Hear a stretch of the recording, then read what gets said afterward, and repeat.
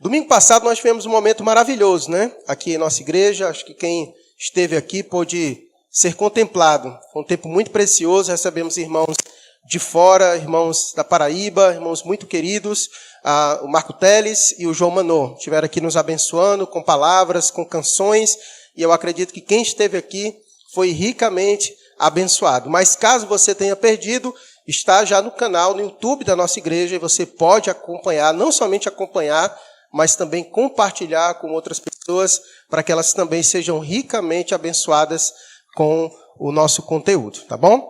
Dadas essas considerações, nós vamos então abrir a nossa Bíblia e darmos continuidade à exposição do Evangelho de Mateus, capítulo de número 14, tá bom? Vamos começar hoje o capítulo 14. Você que porventura está nos acompanhando, se é a primeira vez que você visita o canal da nossa igreja, você pode conferir aí no canal mesmo da nossa igreja, tem todas as outras mensagens. Já são quase 2 anos na exposição desse evangelho maravilhoso e está aí tudo gravado para você, para sua família, para que você seja ricamente abençoado, desde o capítulo 1, versículo por versículo, e nós estamos aqui no capítulo 14, vamos começar hoje, tá bom? Mateus, capítulo de número 14, nós vamos ver hoje do verso 1 ao verso de número 12. Podemos ler? Vai dizer assim a palavra de Deus. Por aquele tempo, ouviu o tetrarca Herodes a fama de Jesus e disse aos que o serviam: Este é João Batista, ele ressuscitou dos mortos, e por isso nele operam forças miraculosas. Porque Herodes, havendo prendido e atado a João, o metera no cárcere, por causa de Herodias, mulher de Filipe, seu irmão. Pois João lhe dizia: Não te é lícito possuí-la. E querendo matá-lo, temia o povo, porque o tinham como profeta. Ora, tendo chegado o dia natalício de Herodes, dançou a filha de Herodias diante de todos e agradou a Herodes, pelo que prometeu com juramento dar-lhe o que pedisse. Então ela, instigada por sua mãe, disse: Dá-me aqui num prato a cabeça de João Batista. Entristeceu-se o rei, mas por causa do juramento e dos que estavam com ele à mesa, determinou que lhe a dessem. E deu ordens e decapitou a João no cárcere. Foi trazida a cabeça num prato e dada à jovem, que a levou à sua mãe. Então vieram seus discípulos, levaram o corpo e o sepultaram. Depois foram e o anunciaram a Jesus. Vamos orar. Deus querido, nós pedimos ao Senhor neste momento que o Teu Espírito Santo possa nos trazer a iluminação que precisamos e necessitamos para a compreensão da verdade do Senhor. Nós temos plenas convicções de que é por meio das Escrituras que o Senhor fala ao Teu povo, que o Senhor governa a sua igreja. Por isso, ó Deus, não permita, como já aqui aprendido na exposição desse evangelho, sabemos que o maligno tenta a todo custo roubar as sementes lançadas em nossos corações. Por isso, ó Deus, não permita com que as distrações, as preocupações do amanhã e do porvir possa roubar o nosso pensamento, mas que possamos estar, ó Deus, neste momento compenetrados, atentos, dispostos para ouvir e acolher a sua palavra com mansidão. Que ela caia em terra boa nesta noite e que ela produza os frutos que ela pretende para a glória do Senhor. Abençoe também, Deus, os nossos irmãos que nos acompanham de suas casas. Não permita, Deus, com que o conforto do seu lar possa também lhes tirar a atenção, mas que eles possam estar, ó Deus, em estado de reverência, com a Tua palavra aberta, entendendo que a fé vem pelo ouvir da palavra do Senhor. Nos abençoa, Deus, e todos que aqui estão, que o Teu Espírito nos fale poderosamente. Assim nós oramos, no nome de Cristo Jesus. Amém. Você que vem me acompanhando na exposição do Evangelho de Mateus, eu acredito que deva ter causado a mesma surpresa que me causou quando a gente chega no capítulo 14. Porque nós bem sabemos que quem entregou o bastão para Jesus foi João Batista. E isso aconteceu já há muito tempo. João Batista, no capítulo 3, faz o processo de batizar Jesus. No capítulo 4, é narrado, e nós aqui pregamos sobre isso, o momento em que João é preso. Ele sai de cena e Jesus entra em cena. E depois então de Jesus já está aqui na metade, um pouquinho mais da metade do seu ministério, já aqui chegando perto do segundo ano do seu ministério, de repente surge aqui, na forma com que Mateus organizou, novamente a figura de João. E a pergunta então que se faz é, o que Mateus, ele então quer nos ensinar, introduzindo novamente a pessoa de João e de Herodes. O que ele quer nos ensinar com isso? Porque Jesus vinha ensinando, pregando o evangelho do reino de cidade em cidade. E a última que nós vimos, que Jesus estava em qual cidade? Nazaré, na sua cidade, onde ele fora rejeitado. E de repente, a gente quando chega no capítulo 14, tem uma mudança abrupta. E Mateus introduz João Batista e retoma novamente a história de João Batista e, infelizmente, o episódio triste da vida de João Batista, o momento em que ele é decapitado, o momento da sua morte. A pergunta, então, que surge é por que Mateus retorna a figura de João Batista e Herodes mais uma vez? E aí, quando a gente entende o contexto, vai dar luz para essa compreensão. Nós bem sabemos que Jesus, por onde estava indo, por mais que pessoas ouvissem a mensagem do reino e se convertessem ao Senhor deste reino, mas também Jesus atraiu muitos inimigos. E o ambiente era hostil. O ambiente de Jesus era hostil. E quanto mais Jesus pregava, pior a situação ficava. De maneira que quando Jesus chegou em Nazaré, foi aquele espanto que nós vimos. Uma cidade que teve o privilégio de ter visto desde pequeno Jesus, o rejeitou daquela maneira. Então, a gente está percebendo que a rejeição de Jesus está só aumentando. De tal maneira que nós vimos o que os fariseus já estão tramando com Jesus. Lembra? O que eles já estão tramando? Eles estão tramando de tirar a vida de Jesus. É então nesse momento que Mateus inclui novamente a história de João Batista. Porque se mataram aquele que ia à frente, porque quem ia à frente preparando o caminho?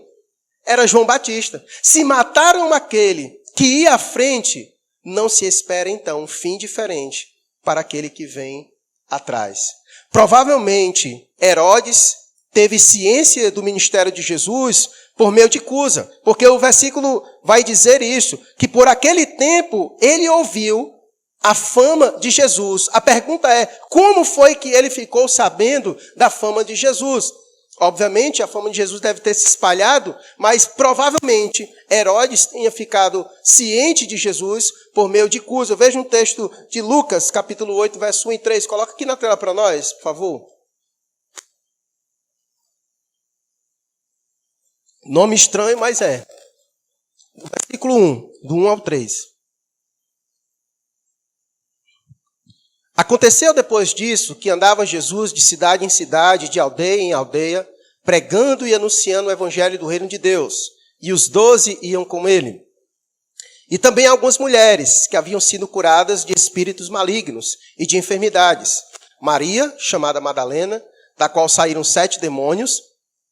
E Joana, mulher de Cusa, procurador de Herodes. Então, muito provavelmente, essa mulher que fora curada por Jesus, ela era esposa de Cusa, que era o procurador de Herodes. Então, muito provavelmente, Cusa tenha dito a Herodes sobre Jesus e os milagres que ele operara. Então, muito provavelmente, Herodes tenha ouviu falar de Jesus por meio de Cusa. Mas não somente isso, Jesus havia se tornado, de fato, uma figura bastante conhecida, porque por onde ele passava, ele atraíra sempre grande multidão, por causa do poder de Deus que lhe acompanhava e de todos os sinais e prodígios que também acompanhavam Jesus. Então, sem dúvida, o motivo pelo qual Mateus introduz João Batista nesse momento é uma espécie de pré-anúncio do que espera Jesus. Herodes matou aquele que ia à frente, e é esse mesmo Herodes que vai matar, que vai consentir com a morte de Jesus. Você não vai ler agora, mas você anota aí na sua casa e você depois vai ler Lucas, capítulo de número 23, que é o momento em que Pilatos envia Jesus para ser interrogado por Herodes, certo? Então, esse mesmo Herodes que mata João, é o mesmo Herodes que também consente com a morte de Jesus. Eu sei que quando a gente está lendo a Bíblia, a gente fica meio confuso quanto à questão do Herodes, porque Herodes é uma família, os herodianos. E aquele Herodes, que quando a gente começa o Evangelho de Mateus, que tenta matar Jesus, é o pai deste, é o Herodes o Grande.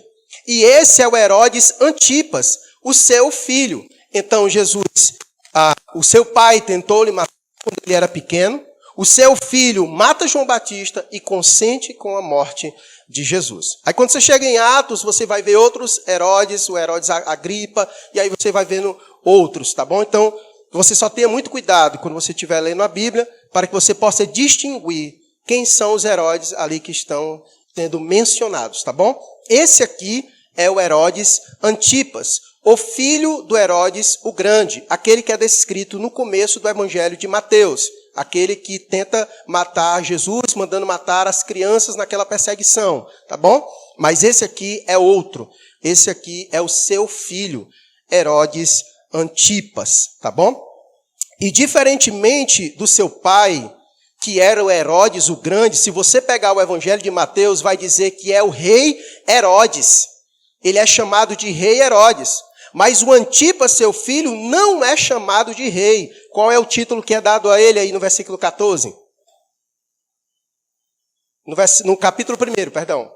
Capítulo 14, verso 1. Confundi, foi tudo aqui. No verso 1 do capítulo 14. Qual é o título que é dado a ele? Ele não é chamado de rei. Ele é governante de uma quarta parte do reinado. Ele não é considerado rei exatamente porque ele não conseguiu alcançar a polpa do seu pai. De fato, o grande só houve um, que foi exatamente aquele, no começo do Evangelho. Por isso ele é chamado de rei Herodes, porque ele é grande. Mas esse, o seu filho, já não tem toda a polpa e nem toda a grandeza que o seu pai conseguiu conquistar. Ele era apenas regente de uma quarta parte do reino, por isso é chamado de tetrarca, tá bom? Então, por aquele tempo houve o tetrarca Herodes, não é chamado de rei Herodes, mas ele é conhecido apenas como Herodes e tinha um governo muito menor do que o seu pai, tá bom? E esse Herodes, em especial, ele transmitia uma imagem fraca, porque uma das coisas que o enfraqueceu era a sua cobiça, o seu desejo de ser grande como seu pai. E quanto mais ele tentava ser grande como seu pai, mais ele agia tolamente. Ele era alguém que não era respeitado, nem considerado como seu pai fora. E não somente isso. Esse Herodes Antipas, ele foi muito conhecido também pela sua depravação moral. Na verdade, já é uma marca dos herodianos, essa certa depravação, esse estilo de vida imoral. E Herodes Antipas, ele sobressai nisso. Então, ele se enfraqueceu por toda a má impressão que ele causava no reino. Então, Herodes Antipas, muito diferente do seu pai. Ele transmitia uma imagem fraca para todos as outras pessoas. Ele buscava isso a todo custo e isso foi a sua ruína, como nós veremos aqui no próprio texto. O texto vai então dizer que ocorre algo, que por aquele tempo ele ouviu a fama de Jesus. E quando ele ouviu a fama de Jesus, algo surgiu em sua mente. Quando ele ouviu falar de Jesus, uma outra figura surgiu em sua mente. Segundo o verso 2, qual é a figura que surge em sua mente quando ele ouve falar de Jesus? João Batista. Então, quando ele ouve falar sobre Jesus, uma figura vem à tona na sua mente. E segundo todos os comentaristas, de forma unânime, fica claro nessa história de que Herodes, ele era um homem atormentado pelo que ele havia feito com a pessoa de João Batista. De maneira que quando ele ouve falar de Jesus, a primeira coisa que vem, a figura que vem em sua mente é a pessoa de João Batista. Porque o texto vai deixar claro que quando a sua esposa, quando Herodias, ela pede a cabeça de João Batista, a postura dele é de ficar triste. Versículo 9. Entristeceu-se o rei naquele momento. Naquele momento ele ficou triste por causa do pedido que foi feito. Ou seja, ele sabia no fundo que ele não deveria ter dado aquela autoridade. Ele foi tomado por aquele momento, como o homem tolo que ele era, o Antipas, ele foi tomado por aquele momento e ele simplesmente consentiu, prometeu algo que não deveria ter prometido. E isso lhe causou sério tormento. De maneira que quando ele escuta falar de Jesus, a primeira figura que vem em sua mente é a figura de João Batista. Então, Herodes era, sim, atormentado pela consciência devido ao que ele havia feito a João Batista. E o que foi que ele fez com João Batista? Uma das coisas que fica muito claro nessa história e no que aconteceu foi que Herodes ele não conseguiu suportar a verdade quando foi-lhe exposta. João Batista fora usado por Deus para ir diretamente nele e lhe acusar daquilo que ele estava fazendo. E o texto, ele nos dá a ciência daquilo que havia acontecido. O texto vai dizer que ele havia tomado uma mulher para si, mas que não era lícito ele fazer isso. Ele havia tomado a mulher do seu irmão, Filipe, para ser a sua esposa. Então, aquilo que ele fizera era inapropriado. E naquele momento, Deus usou a vida de João Batista para lhe passar essa verdade à tona. E não somente isso, não somente era errado ele estar tomando a sua cunhada para si, mas também ela era sua sobrinha. Porque Herodias, ela era também filha de Aristóbulo, o seu outro irmão. Então perceba a decadência moral dessa família. O seu irmão pegou a sua sobrinha e ele pegou a mulher do seu irmão, que era também a sua sobrinha, para si. Então, provavelmente, não somente João Batista o condenou pelo fato dele ter tomado a mulher do seu irmão, mas também por incesto, por ele ter tomado a sua sobrinha para ter relações com ela. Por isso que naquele momento, Deus usou a vida de João Batista para lhe apontar a verdade. E nós bem sabemos o que a verdade é capaz de causar em um homem. Só tem duas opções quando nós somos confrontados com a verdade. Ou nós acolhemos esta verdade, ou nós rejeitamos essa verdade. E no caso aqui, Herodes rejeitou. Mas ele rejeitou por uma razão. Ele não tinha como esconder o fato. E uma forma que ele então encontrou para tentar se livrar da verdade que muitas vezes machuca, foi tentar silenciar a verdade. Ele então consentiu de matar João Batista. Primeiro tirou ele de cena, o meteu no cárcere, para que ele não falasse mais essas coisas. Mas não somente Herodes foi afetado pela verdade, mas Herodias também. A mulher que ele tomara para si, ela também fora tomada pela verdade. Ela também fora acusada pela verdade e ela também não suportou. E na primeira oportunidade que teve, ela então pediu a cabeça de João Batista, numa tentativa de silenciar a voz de Deus. Então ele preferiu silenciar a voz de Deus do que se arrepender dos seus pecados. Ele preferiu silenciar a voz de Deus do que se arrepender dos seus pecados. Ele caiu na trama da sua amante, da mulher que ele tomara para si. Ela organizou isso de uma maneira muito bem pensada e planejada.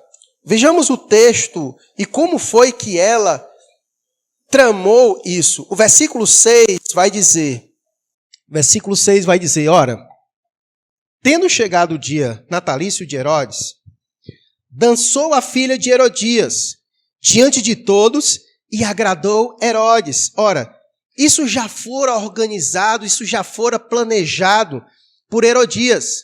Herodias, ela tinha uma filha, que era Salomé, da outra relação que ela tinha. Uma menina entre 12 a 14 anos, que era muito bonita. E era de costume, nas festas herodianas, esse tipo de situação. Meninas muito novas, pela perversão. E Herodias sabia exatamente, conhecendo a perversão do coração de Herodes, sabia que ele não iria resistir aos encantos da menina que dançou aos seus olhos. Então, de forma planejada, pensada, é hoje que eu vou pegar a mente e o coração dele. Então, ela organizou no dia da festa, ela então colocou a sua filha para que ela pudesse dançar diante dele, para que ela pudesse conseguir aquilo que ela gostaria. Tanto é que depois que ele se agradou da menina, ele então, tomado pela emoção daquele momento, no versículo 7, diz: pelo que prometeu, com juramento, dar-lhe o que pedisse. Herodias sabia da tolice de Herodes, e sabia que ele seria tomado por algum impulso de emoção e que ele iria prometer alguma coisa que não deveria. Ela já o conhecia, já conhecia a sua tolice. Então o texto nos remete exatamente o que ela pensou que ele faria e o que de fato ele fez. Ele prometeu, com juramento, dar-lhe o que pedisse. E o versículo 8 diz: então, ou seja, a menina, então, ela, instigada por sua mãe, porque ela ainda era muito jovem e não sabia o que fazer com uma proposta dessa. Ora, se foi dado a ela a metade, ela podia pegar o que ela quisesse, como diz, pelo que prometeu com juramento, dar-lhe o que lhe pedisse, ou seja, ela poderia pedir aí terras, reinos, riquezas, talvez a metade do seu reino ou mais, enfim. Olha o que ela pede. Imagina se alguém que tem autoridade e poder e diz isso para você: olha, pede o que tu quiser que eu vou te dar.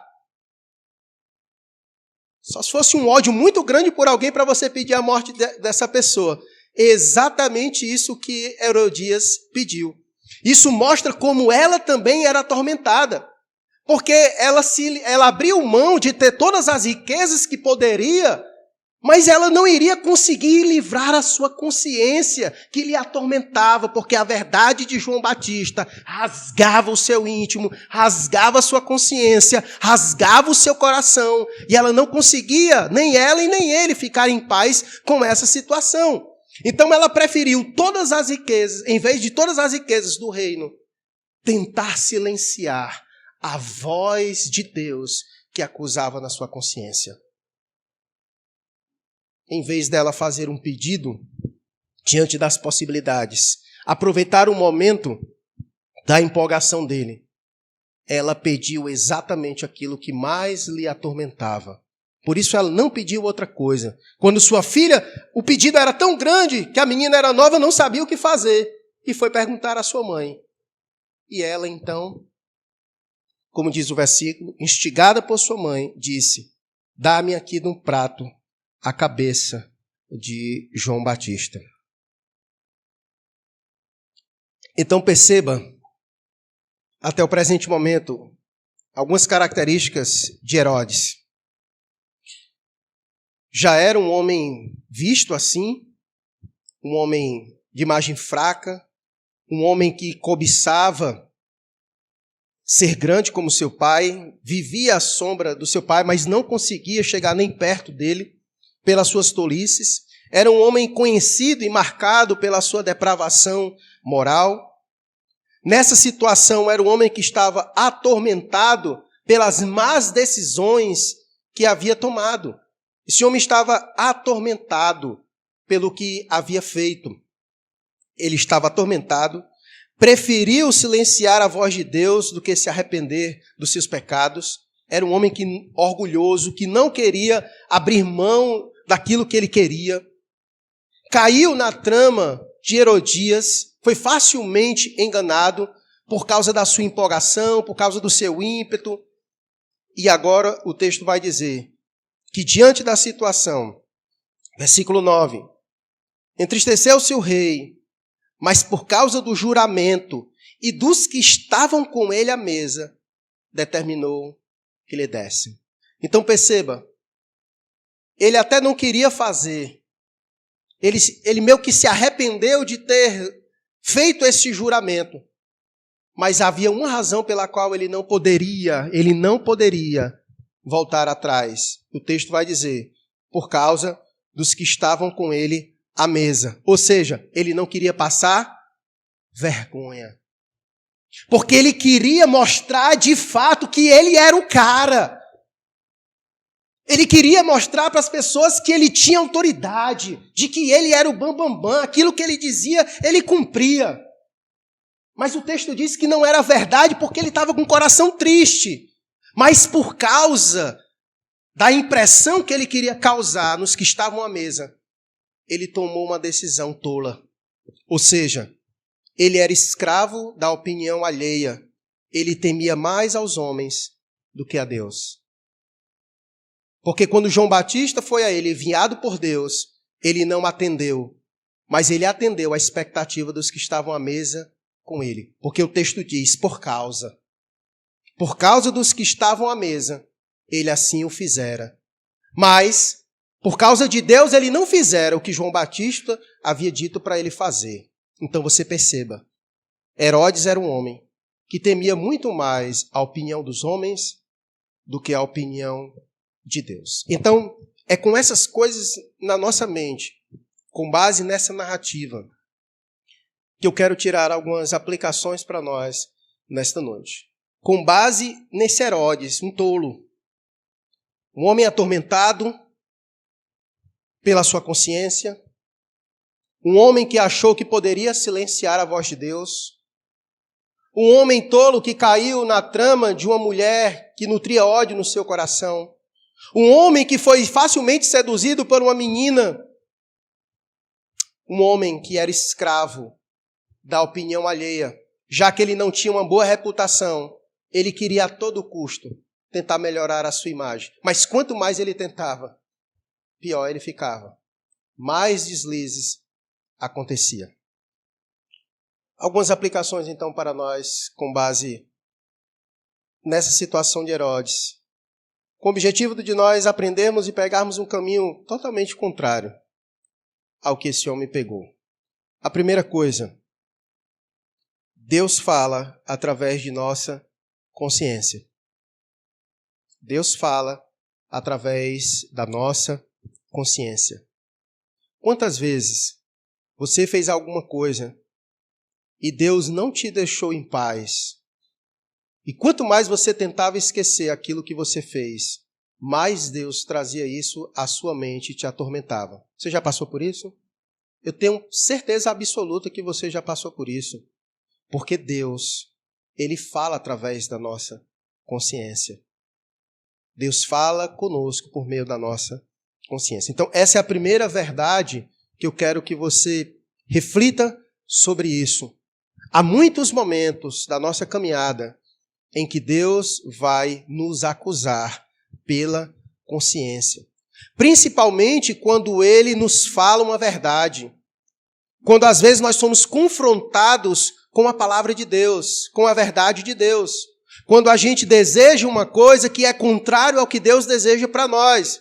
E quando a gente toma tolamente a mesma postura de Herodes, de tentar silenciar aquela verdade de Deus que foi dita ao nosso coração e aos nossos ouvidos. E aquilo fica nos martirizando, aquilo fica nos incomodando. E Deus fica ali atuando em nossa consciência, com o objetivo de que a gente não rejeite esta verdade, mas de que a gente acolha esta verdade. Então Deus fala através da nossa consciência.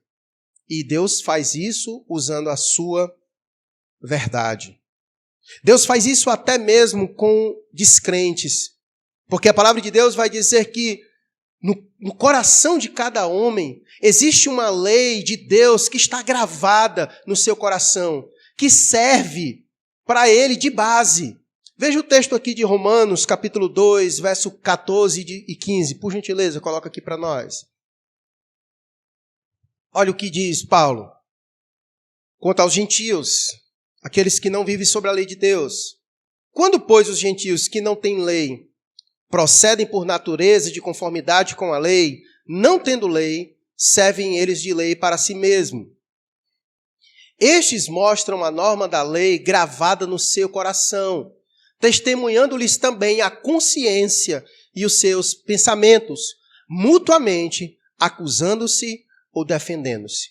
Não pense que os descrentes, o povo no meio do mundo, quando eles fazem coisa errada, não pense você que não fica na mente dele, fica sim.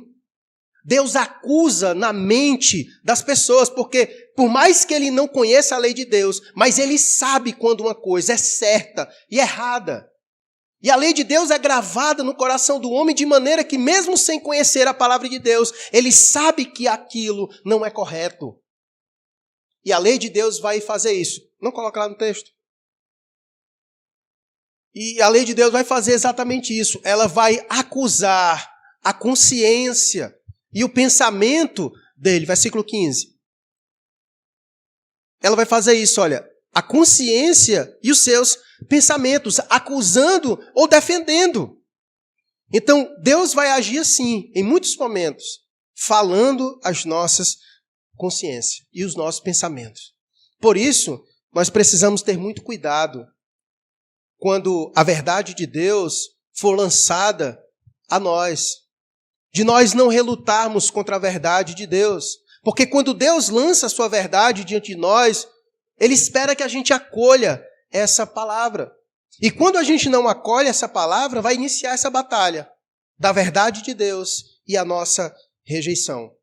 Por isso que a palavra de Deus vai nos instruir que nós não podemos endurecer o nosso coração diante da verdade de Deus. Olha o que diz o autor de Hebreus no capítulo 3, versículos 7 e 8. Coloca aí para nós. Hebreus capítulo 3, versículos 7 e 8. Ele vai dizer assim, ó, assim, pois, como diz o Espírito Santo, hoje, se ouvirdes a sua voz, não endureçais o vosso coração como foi na provação, no dia da tentação do deserto. Então perceba a recomendação. Quando ouvires a voz de Deus, não endureçais o vosso coração. E foi exatamente o que Herodes fez. Quando João Batista foi a ele, usado por Deus para lhe falar a verdade, ele endureceu o seu coração. Ele rejeitou a verdade de Deus. Então a recomendação de Deus para nós é isso. Quando ouvirdes a voz de Deus, não endureçais o vosso coração. Olha o que diz o verso 12 e 13 desse mesmo capítulo. Por isso, olha a recomendação do autor de Hebreus. Tende cuidado, irmãos, que jamais aconteça haver em qualquer de vós perverso coração de incredulidade, que vos afaste do Deus vivo. Pelo contrário, exortai-vos mutuamente cada dia, durante o tempo que se chama hoje, a fim de que nenhum de vós seja endurecido pelo engano do pecado. Então, olha a instrução de Deus. Meus irmãos, o que nós devemos fazer para que a gente não seja endurecido? A gente deve se exortar uns aos outros, para que o nosso coração não seja endurecido pelo engano do pecado. Por isso que quando o irmão chega a você para trazer uma verdade de Deus, receba. Receba.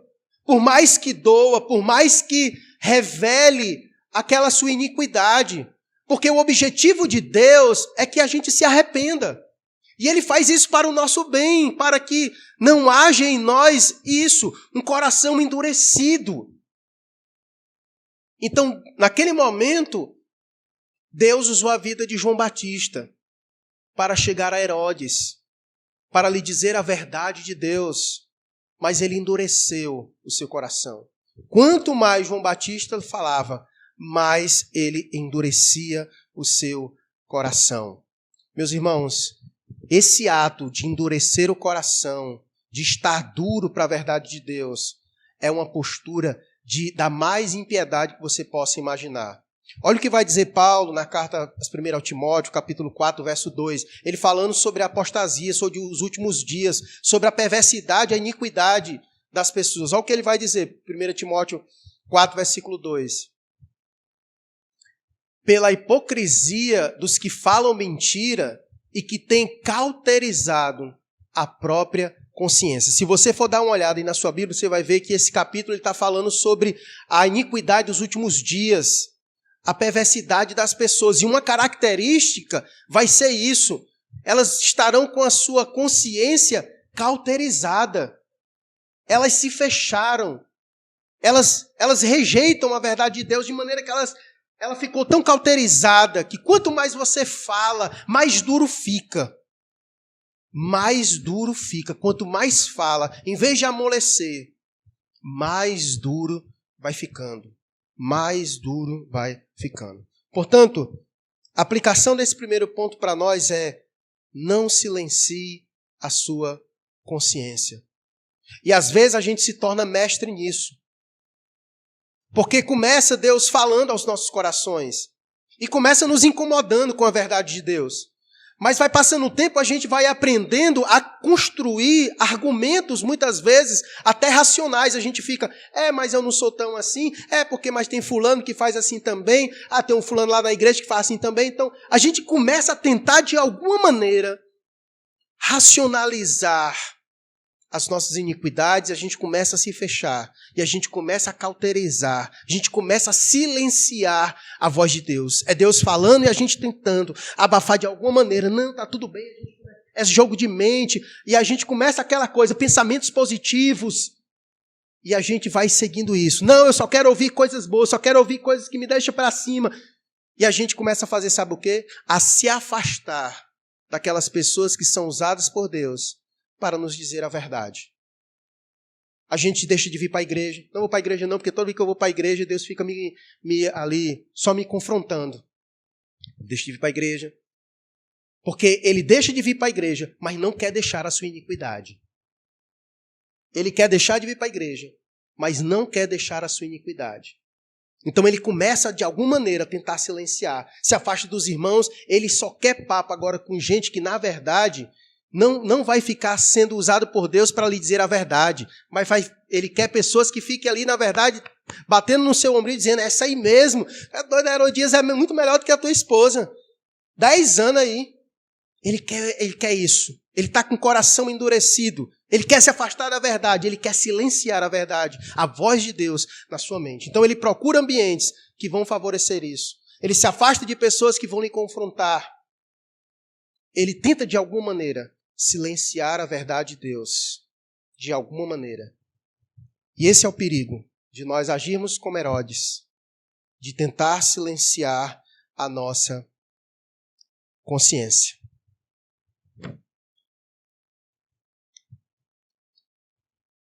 E fazer isso é uma grande tolice.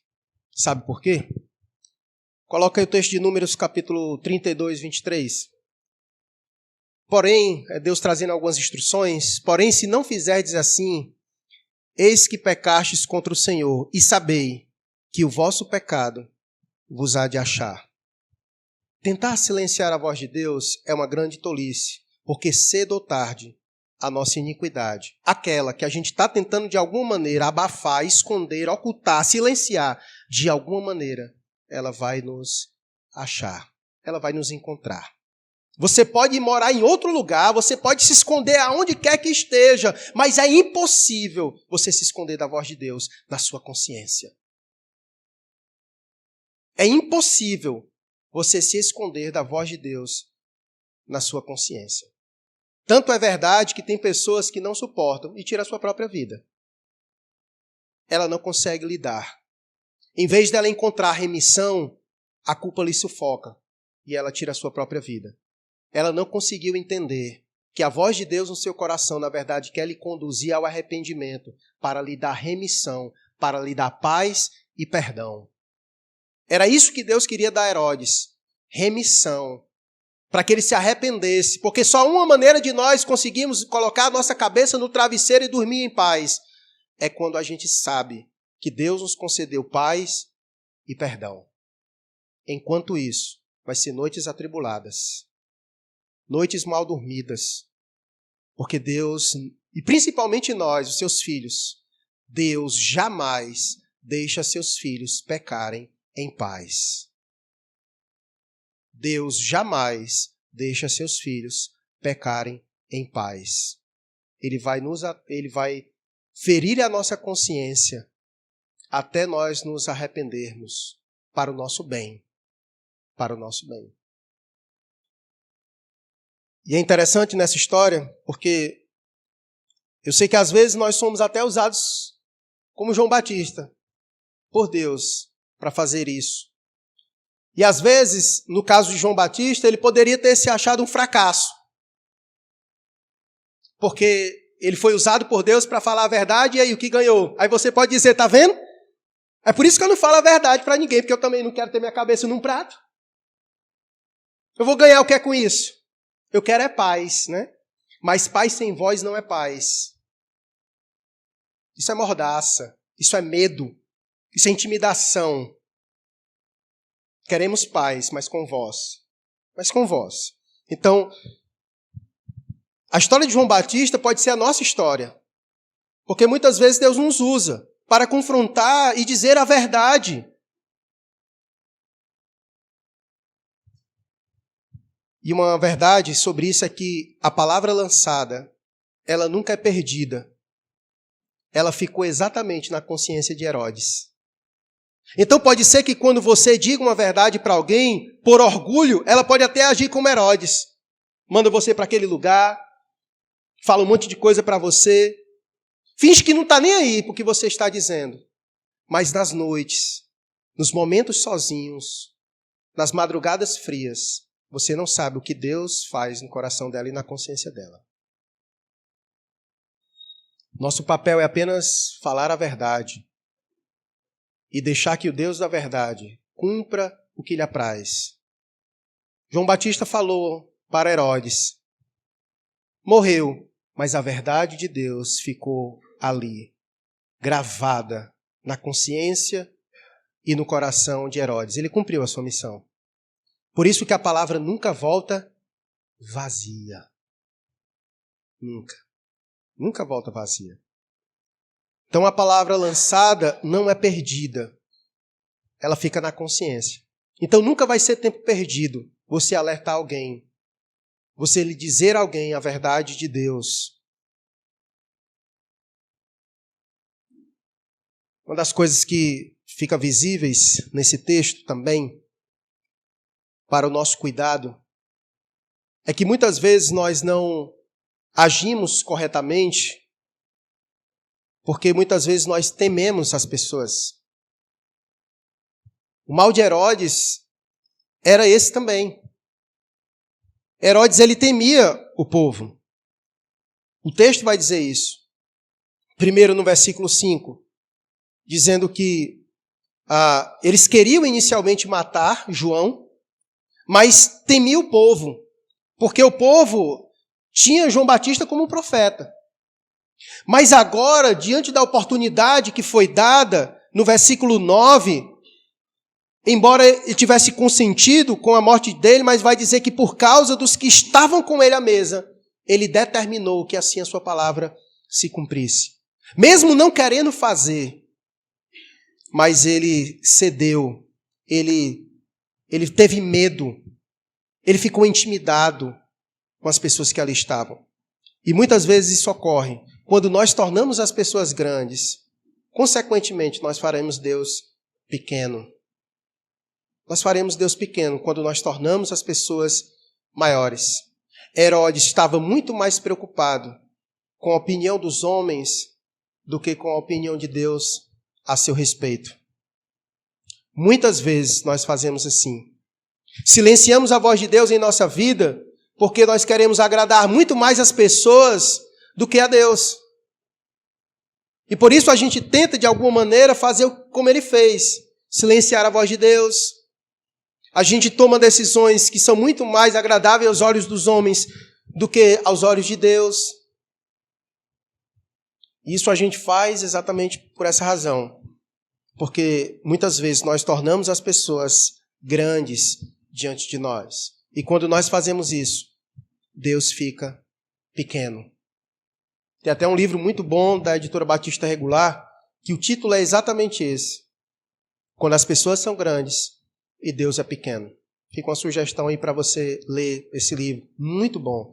Sobre essa síndrome que nós temos de muitas vezes negar a Deus em detrimento do homem. O medo que muitas vezes nós temos das pessoas, de querer agradar elas. E quando a gente faz isso, a gente desagrada a Deus. Perceba que ele não queria fazer isso, no fundo, mas ele fez por causa dos que estavam ali diante dele.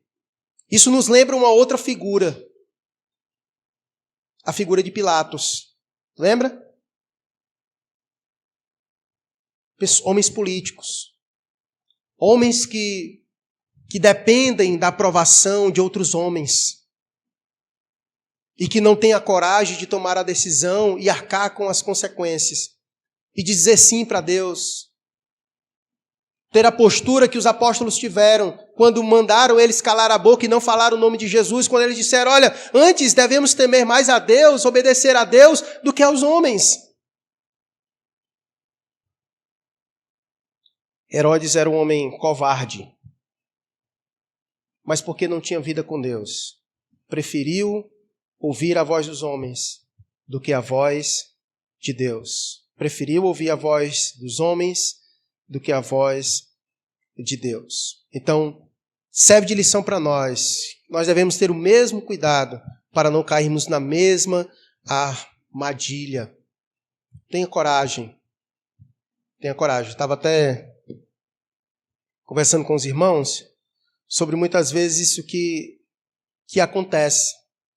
Estava dando aula essa semana lá no Aquiraz e aí eu usei esse exemplo aos irmãos, né? Às vezes você está num lugar conversando com alguém, e principalmente eu na figura de pastor, e o pessoal gosta de abrir sua vida, contar suas histórias, e às vezes eles vão contando coisas e chega aquelas perguntas. Ele ele faz uma afirmativa, traz um conceito e diz, não é isso, pastor? Eu disse, não é assim.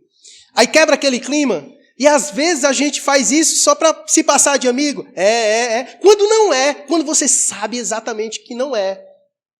Porque assim, né, pastor? Sabe como é que é? Eu gostei dela e Deus quer o meu bem, né? Não assim. Mas a gente tem que ter coragem para dizer. E às vezes a gente quer sair da finta de boa e a gente fica, ou fala a minha verdade, ou dou salve. Não falei não, mas você deu aquele sorrisinho que deixa subentendido. A gente fica com medo. A gente fica com medo de se expressar, de dizer o que pensamos, o que acreditamos. E naquele momento Deus talvez queira nos usar como João Batista. Mas a gente se acovarda, porque a gente tem receio, tem medo, não quer falar, não quer sair mal na fita com aquela pessoa. Então muitas vezes nós sofremos as mesmas síndromes que Herodes. Isso se dá quando as pessoas se tornam grandes. Deus acaba ficando pequeno diante de nós. Herodes se achava o cara. Ele se achava o bambambam, mas não era nada.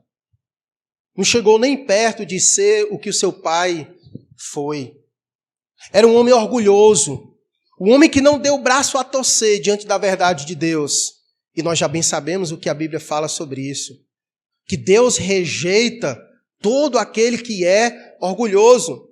E não somente isso, a Bíblia diz que todo aquele que é altivo de espírito, altivez de espírito, precede a queda, a ruína. E assim aconteceu com esse homem. Ele, quando deixou a sua mulher, que era filha de um rei árabe, da região de Petra, para ficar com Herodias, o que foi que aconteceu? O rei não aceitou o que ele fez, porque ainda existem pais que guardam a imagem e a reputação de suas filhas. O homem simplesmente tentou causar uma guerra por causa disso. E ele perdeu esta guerra. Herodes perdeu esta batalha e só não morreu porque o Império Romano interviu. E depois disso, o imperador lhe tirou do seu cargo e ele acabou sua vida como um simples e qualquer. Porque toda altivez de espírito precede a queda e a ruína. É impossível nós termos algum sucesso quando nós seguimos nesta vida silenciando a voz de Deus. É impossível. nós temos algum sucesso na nossa vida. Quando resolvemos seguir, silenciando a voz de Deus. Quando a gente faz isso, só tem um lugar a nos aguardar. É o chão. Porque a soberba, a altivez de espírito, precede a queda. Mas uma das coisas que eu já disse, e que salta muito aos nossos olhos, pelo menos nessa história de João Batista, é aquela pergunta: qual foi a recompensa de João Batista pela sua fidelidade a Deus? Será que vale a pena mesmo ser usado por Deus dessa maneira? Talvez você diga: eu não queria ser usado por Deus desse jeito, não. Porque quando a gente olha para esse texto, e quando a gente vê o começo do Evangelho de Mateus, e olha para a vida de João Batista, vocês lembram o que foi que Jesus disse de João Batista? Que dentre os nascidos de mulher, ninguém era maior do que esse cara. Ninguém era maior do que João Batista, os nascidos de mulher. Ninguém. E não foi ninguém que disse isso, não. Foi Jesus que disse isso. Que dentre os nascidos de mulher, ele era o maior. Você então espera um fim triunfante. Você espera um fim glamuroso, um grande homem de Deus, João Batista. Não havia entre as mulheres um maior. E olha o fim desse cara. Caiu numa trama de uma mulher que não conseguiu lidar com a verdade que foi colocada em seu rosto. Um cara que tinha uma quedinha por menina nova e que teve a sua cabeça decepada e colocada num prato, numa festa. Que fim trágico. E aí a pergunta que pode surgir é: qual é a recompensa de João Batista? Qual é a recompensa? Será que vale a pena nós sermos fiéis ao Senhor desse jeito? Nós vimos vários outros discursos nas Escrituras com esse mesmo tom. Acho que talvez aqui o mais conhecido é o Salmo 73, da história de Asaf, né? A mesma coisa. Atentou ele para a vida dos descrentes. Rapaz, que vale a pena servir a Deus porque eu sirvo ao Senhor e as coisas não dão certo para mim, as coisas só dão errado e eu olho para o pessoal que não teme a Deus nem nada e parece que está todo mundo prosperando, tudo vivendo na vida boa. E parece que quando a gente olha para essa história de João Batista, se ele que era o nascido entre as mulheres o maior, imagina eu, imagina você. Ora, se ele era o maior dos nascidos entre a mulher e aconteceu isso, agora faz sentido por que Mateus colocou isso aqui na história de Jesus. Porque esse mesmo Herodes que decepou a cabeça de João Batista foi o mesmo que consentiu com a crucificação de Cristo. Daí você percebe o que acontece com homens valorosos para Deus. Você quer mais história? Você sabe como foi que morreu Pedro? Você sabe como foi que morreu Tiago? Você sabe como foi que morreram os apóstolos? Crucificado de cabeça para baixo, tiveram a cabeça arrancada. Os maiores homens de Deus morreram das piores formas possíveis. E aí talvez mais uma vez você pergunte: será que vale servir a Deus? A resposta para isso é: os filhos de Deus não devem esperar que a sua recompensa seja dada neste mundo. Eu vou repetir para você nunca esquecer isso. Os filhos de Deus não devem esperar que a sua recompensa pela fidelidade a Deus seja lhe dada neste mundo. Deus não prometeu a nenhum de nós recompensas deste mundo pela nossa fidelidade. De uma coisa é certa: todos esses homens, tudo que eles fizeram para o Senhor, nada foi vão. Olha o que diz as Escrituras em 1 Coríntios, capítulo 15, verso 58. 1 Coríntios, capítulo 15, verso 58. Pronto. Vai dizer: portanto, meus amados irmãos, sede firmes, inabaláveis e sempre abundantes na obra do Senhor, sabendo que no Senhor o vosso trabalho não é vão. Meus irmãos, Deus é justo. E Deus há de recompensar todos os seus filhos por toda a fidelidade prestada ao Senhor. Por isso, não espere recompensas pela sua fidelidade nesse mundo. Não caia nesse conto de ficar nesse jogo com Deus, esperando sempre Deus te dar alguma coisa. Lembre-se sempre primeiro que a maior coisa Ele já te deu, que é a graça, melhor do que a vida, melhor do que qualquer outra coisa. Não há nada que possa ser maior do que o que Ele já te deu. Isso já é suficiente. Mas nós temos expectativas ainda gloriosas. Por isso que Paulo vai dizer que as tribulações dessa vida são leves e momentâneas comparado ao peso de glória que está reservado para nós. E era assim que esses homens enxergavam, mais lá à frente. E por isso eles não abriam mão da verdade, da fidelidade. Ainda que seus corpos fossem consumidos, tirados, mas eles sabiam o que lhes aguardava. Eles sabiam dos galardões preparados para eles, o aconchego no lar, o lugar preparado por Cristo para os seus filhos que lhe amam. Era isso que levava esses homens a serem fiéis ao Senhor, a viverem de um modo que agrada a Deus. É isso que levava eles a ter esse tipo de comportamento, porque eles não esperavam recompensas dadas neste mundo. Os maiores homens de Deus praticamente não receberam grandes recompensas neste mundo, mas certamente no porvir. Nós precisamos nos livrar de toda essa mentalidade que ela é danosa para nós, da nossa relação com Deus, de estarmos sempre em pé de insatisfação, sempre esperando que Deus nos recompense por alguma coisa aqui. Como é triste muitas vezes nós ouvirmos pessoas falarem: o que adianta ser verdadeiro? O que adianta falar a verdade? O que adianta manter o bom testemunho? Se eu estou recebendo só isso, embora você possa receber patadas de homens, rejeição dos homens, crueldade dos homens, mas não é isso que você vai receber de Deus.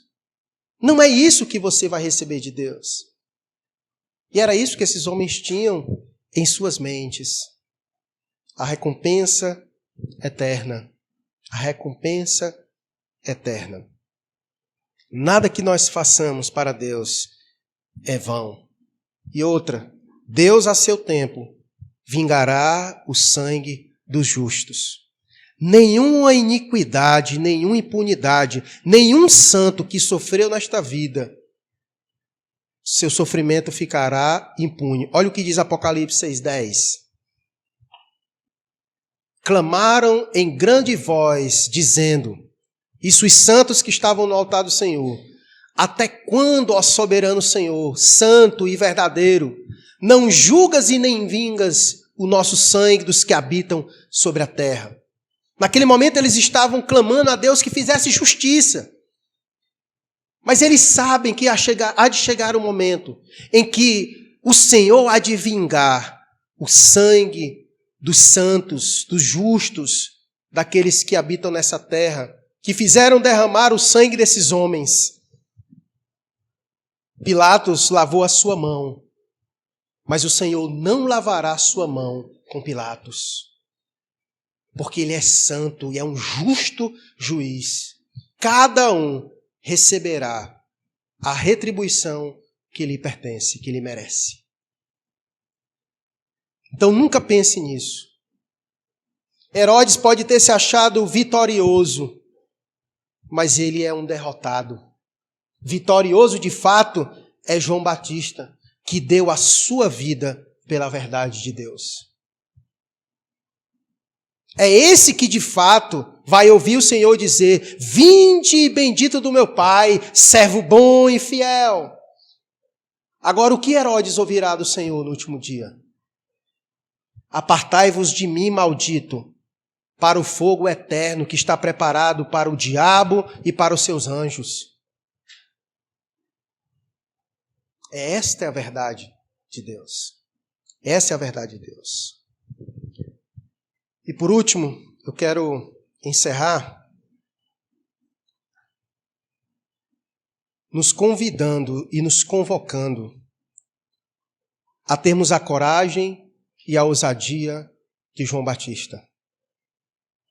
Irmãos, Deus tem nos chamado a sermos profetas nesta geração, a anunciarmos o ano aceitável do Senhor, a falarmos a verdade de Deus, a confrontarmos com a verdade de Deus toda a iniquidade nessa sociedade depravada que nós vivemos. Talvez o que nos falta é coragem, é ousadia. Porque coragem e ousadia, na verdade, nós já recebemos da parte de Deus. Porque Deus não nos deu espírito de covardia, mas de ousadia. Talvez nós estejamos assombrados pela mesma sombra que atormentava Herodes. Tememos as pessoas. Tanto é que às vezes quando a gente posta alguma coisa nas redes sociais, a gente tem medo da retaliação das pessoas. Mesmo que aquilo seja a verdade de Deus. Para sermos perseguidos, basta duas coisas: falar a verdade e viver a verdade. Isso será suficiente para as pessoas lhe perseguirem. Viu o que aconteceu com a Bruna Carla esses dias? O que foi que ela fez? Ela só disse que não iria cantar em um casamento gay porque fere os princípios dela. Ponto! E ela falou isso de forma tão educada que eu acho que nem eu falaria, que eu rasgaria logo. E mesmo assim, ela foi brutalmente retalhada. Ela foi brutalmente retalhada. A grande verdade é que a sociedade está nos calando. E a gente tem medo de dizer a verdade. Com pessoas que a gente conhece. Enquanto a gente ficar omisso, nós estaremos negando a verdade. Quando a gente conhece pessoas que estão à nossa volta, que vivem iniquidade, e a gente não tem coragem de dizer, isso aí é errado. Isso aí não está certo. Cara, não está certo deixar a tua mulher para ficar com outra mulher. Não está certo não, isso aí. Esse comportamento aí não agrada a Deus. Homem com homem, Deus não fez assim para ser, não. Deus nos chamou para falar a verdade. Deus nos chamou para falar a verdade. Não tem esse negócio, não, eu não quero me meter na vida de ninguém, não. Se a gente não se meter, a gente vai ser cúmplice com toda a iniquidade à nossa volta. A gente vai ficar calado, só vendo a iniquidade florescer em nosso meio. É como o Martin Luther King disse, eu não fico espantado, o que ele mais ficava triste não era nem com o grito dos iníquos, dos homens ímpios, mas com o silêncio dos justos. Porque a iniquidade está aí, gritando, falando em bom alto som das praças, na televisão, nas redes sociais, mas os homens de bem estão calados. Porque a cultura da mordaça está solta. Do politicamente correto.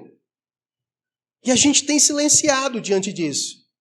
A gente não tem tido mais coragem de ser boca de Deus para combater toda a perversidade e a iniquidade. Mas nós somos chamados a isso. Nós somos chamados a isso. E é claro que a gente deve ter sabedoria para fazer todas essas coisas. Mas ter sabedoria não é confeitar bolo toda a vida, não. Como era que você acha que João Batista deveria ter dito para Herodes? Meu amigo, vem aqui, é porque é assim, né? A mulher que tu tá aí, né? Era lá teu irmão. Como é que ele deveria dizer isso? Como era que ele tinha que dizer isso? Não tinha outra maneira para dizer. A mulher que você está, é ilícita você estar com ela. Por isso e por aquilo outro. Então, eu quero encerrar com esta convocação para o povo de Deus. Talvez estejamos sendo omissos diante de toda a iniquidade Lembre-se que Deus nos chamou para ser sal e luz deste mundo. E Jesus disse que quando o sal e a luz não cumprem o seu papel, para nada presta, senão para o quê? Ser pisado pelos homens. E é isso que está acontecendo conosco. Estamos sendo literalmente pisados. Literalmente pisados. Não precisamos ter medo, irmãos. Lembre-se do que Jesus disse nos sermões passados. Não devemos temer aqueles que podem matar o nosso corpo, mas vale muito mais temer aquele que não somente tem capacidade de matar o nosso corpo, mas de lançar a nossa alma no inferno. Tema a Deus. Tema a Deus. Tema a Deus. Fale a verdade. Fale e não te cales. Deixa Deus usar a tua vida. Deus quer usar o seu povo para ser sal da terra e luz no mundo. Se nós não cumprirmos a nossa missão, nós estaremos sendo cúmplices com toda a maldade que a cada dia cresce à nossa volta. Deus tem nos chamado, nesta geração, a fazermos a diferença. E no último dia, nós veremos que valeu a pena sofrermos pela verdade de Deus. Amém? Vamos orar por isso.